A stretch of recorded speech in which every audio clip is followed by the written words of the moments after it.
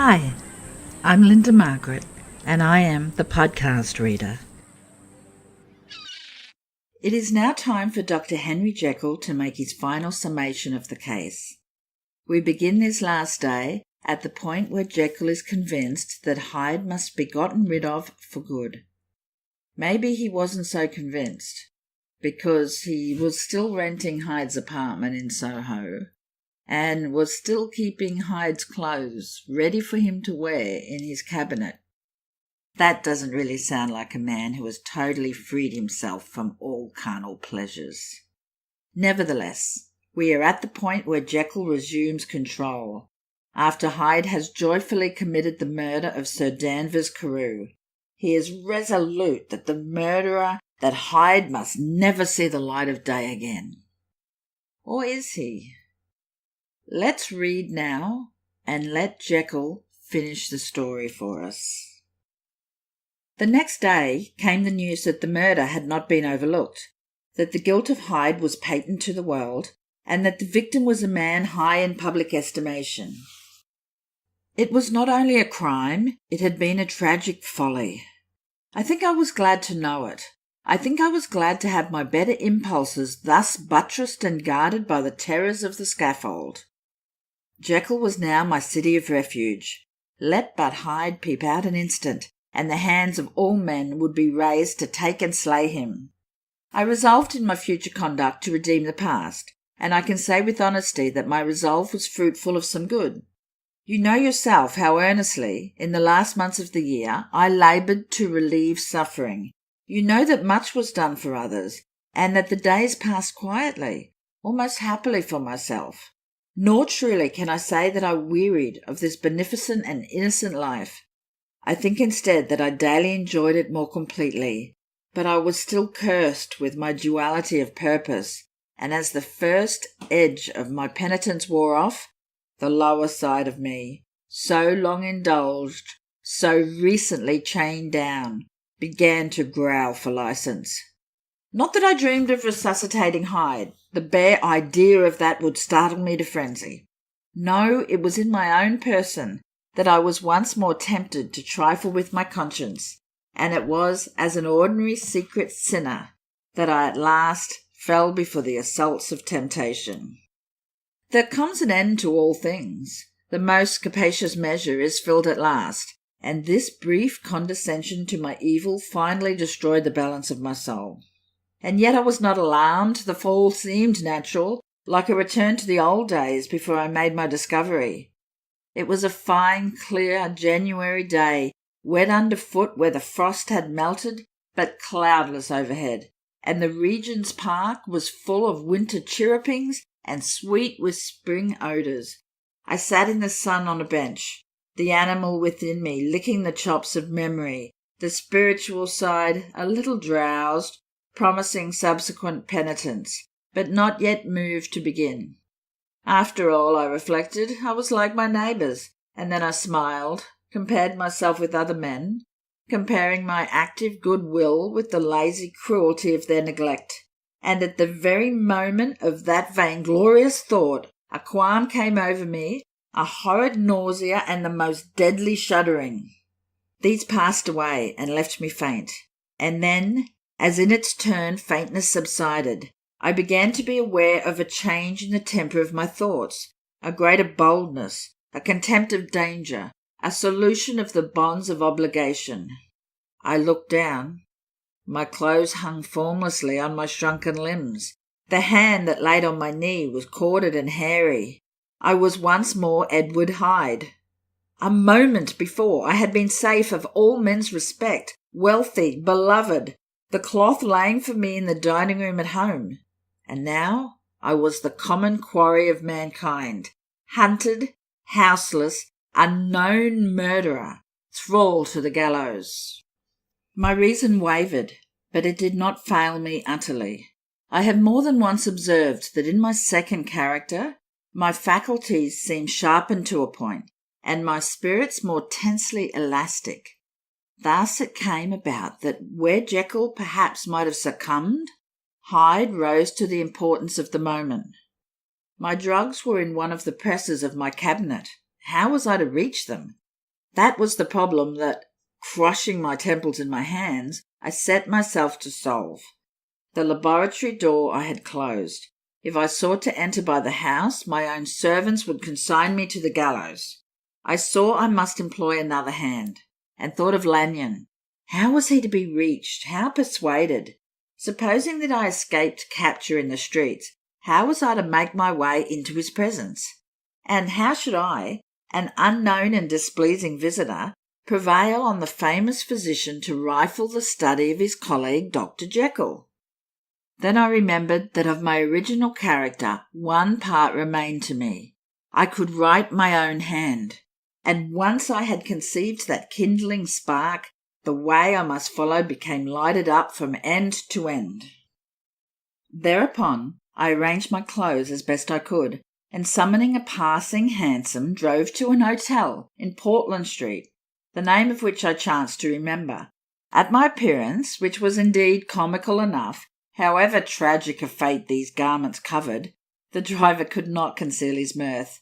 I gnashed my teeth upon him with a gust of devilish fury, and the smile withered from his face, happily for him, yet more happily for myself, for in another instant I had certainly dragged him from his perch. At the inn, as I entered, I looked about me with so black a countenance as made the attendants tremble. Not a look did they exchange in my presence, but obsequiously took my orders, led me to a private room, and brought me wherewithal to write. Hyde, in danger of his life, was a creature new to me, shaken with inordinate anger, strung to the pitch of murder, lusting to inflict pain. Yet the creature was astute, mastered his fury with a great effort of will, composed his 2 important letters, one to Lanyon and one to Pearl, and that he might receive actual evidence of their being posted, sent them out with directions that they should be registered. Henceforward he sat all day over the fire in the private room, gnawing his nails. There he dined, sitting alone with his fears, the waiter visibly quailing before his eyes. And thence, when the night was fully come, he set forth in the corner of a closed cab, and was driven to and fro about the streets of the city. He, I say, I cannot say I. That child of hell had nothing human, nothing lived in him but fear and hatred, and when at last, thinking the driver had begun to grow suspicious, he discharged the cab and ventured on foot, attired in his misfitting clothes, an object marked out for observation, into the midst of the nocturnal passengers. These 2 base passions raged within him like a tempest. He walked fast, hunted by his fears, chattering to himself, skulking through the less frequented thoroughfares, counting the minutes that still divided him from midnight. Once a woman spoke to him, offering, I think, a box of lights. He smote her in the face, and she fled. When I came to myself at Lanyon's, the horror of my old friend perhaps affected me somewhat. I do not know. It was at least but a drop in the sea to the abhorrence with which I looked back upon these hours. A change had come over me. It was no longer the fear of the gallows. It was the horror of being Hyde that racked me. I received Lanyon's condemnation partly in a dream. It was partly in a dream that I came home to my own house and got into bed. When I came to myself at Lanyon's, the horror of my old friends perhaps affected me somewhat. I do not know. It was at least but a drop in the sea to the abhorrence with which I looked back upon these hours. A change had come over me. It was no longer the fear of the gallows, it was the horror of being Hyde that racked me. I received Lanyon's condemnation partly in a dream. It was partly in a dream that I came home to my own house and got into bed. I slept after the prostration of the day with a stringent and profound slumber which not even the nightmares that wrung me could avail to break. I awoke in the morning shaken, weakened, but refreshed. I still hated and feared the thought of the brute that slept within me, and I had not, of course, forgotten the appalling dangers of the day before. But I was once more at home, in my own house and close to my drugs, and gratitude for my escape shone so strong in my soul that it almost rivalled the brightness of hope. I was stepping leisurely across the court after breakfast, drinking the chill of the air with pleasure, when I was seized again with those indescribable sensations that heralded the change, and I had but the time to gain the shelter of my cabinet before I was once again raging and freezing with the passions of Hyde. I took on this occasion a double dose to recall me to myself, and alas, 6 hours after, as I sat looking sadly in the fire, the pangs returned, and the drug had to be re-administered. In short, from that day forth it seemed only by a great effort of gymnastics, and only under the immediate stimulation of the drug, that I was able to wear the countenance of Jekyll. At all hours of the day and night I would be taken with the premonitory shudder. Above all, if I slept, or even dozed for a moment in my chair, it was always as Hyde that I awakened. Under the strain of this continually impending doom, and by the sleeplessness to which I now condemned myself, I, even beyond what I had thought possible to man, I became, in my own person, a creature eaten up and emptied by fever, languidly weak both in body and mind, and solely occupied by one thought, the horror of my other self. But when I slept, or when the virtue of the medicine wore off, I would leap almost without transition, for the pangs of transformation grew daily less marked, into the possession of a fancy brimming with images of terror, a soul boiling with causeless hatreds, and a body that seemed not strong enough to contain the raging energies of life. The powers of Hyde seemed to have grown with the sickliness of Jekyll, and certainly the hate that now divided them was equal on each side. With Jekyll it was a thing of vital instinct.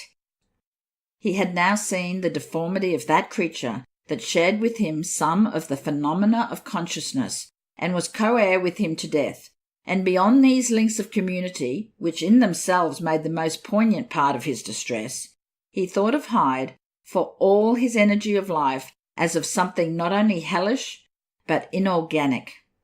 This was the shocking thing, that the slime of the pit seemed to utter cries and voices, that the amorphous dust gesticulated and sinned, that what was dead and had no shape could usurp the offices of life.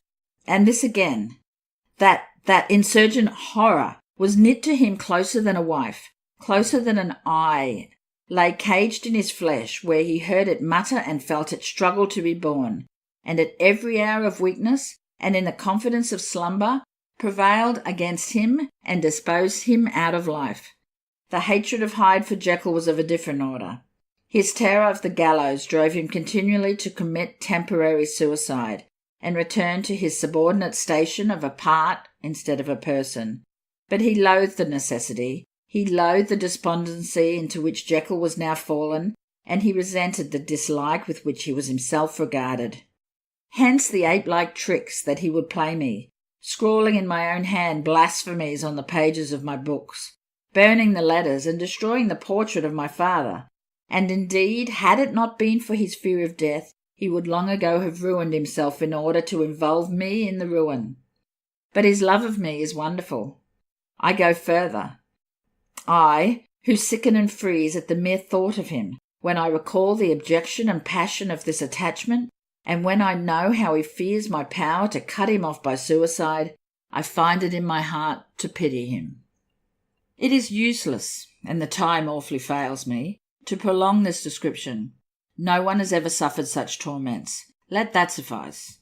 And yet even to these habit brought, no, not alleviation, but a certain callousness of soul, a certain acquiescence of despair, and my punishment might have gone on for years, but for the last calamity which has now fallen, and which has finally severed me from my own face and nature.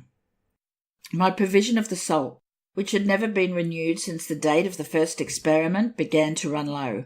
I sent out for a fresh supply and mixed the draught. The ebullition followed, and the first change of colour, not the second. I drank it, and it was without efficiency.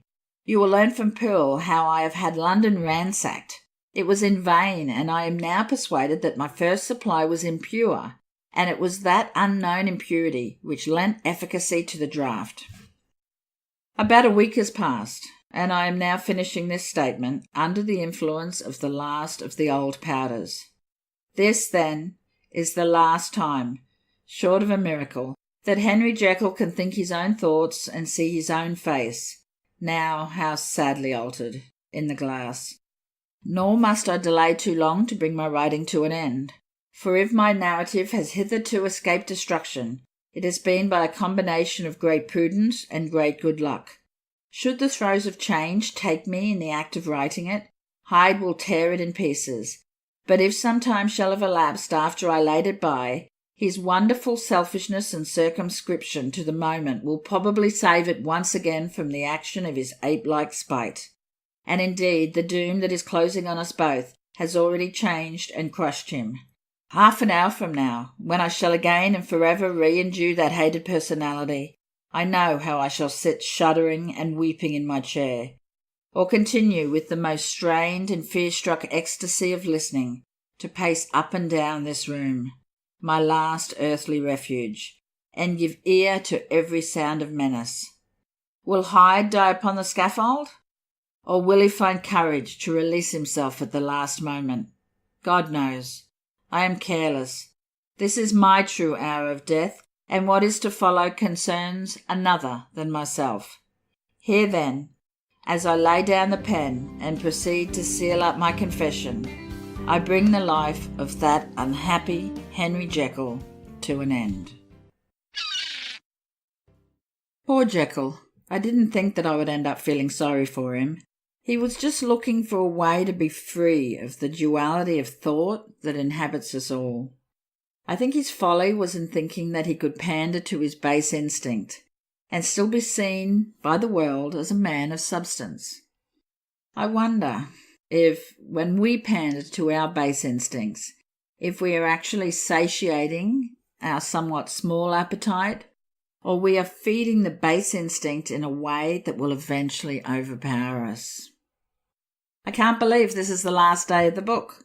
We have read the entire book in just 10 days. I wouldn't be expecting the reading of the other books to be this quick. This is the Podcast Reader, and I am Lynda Margaret.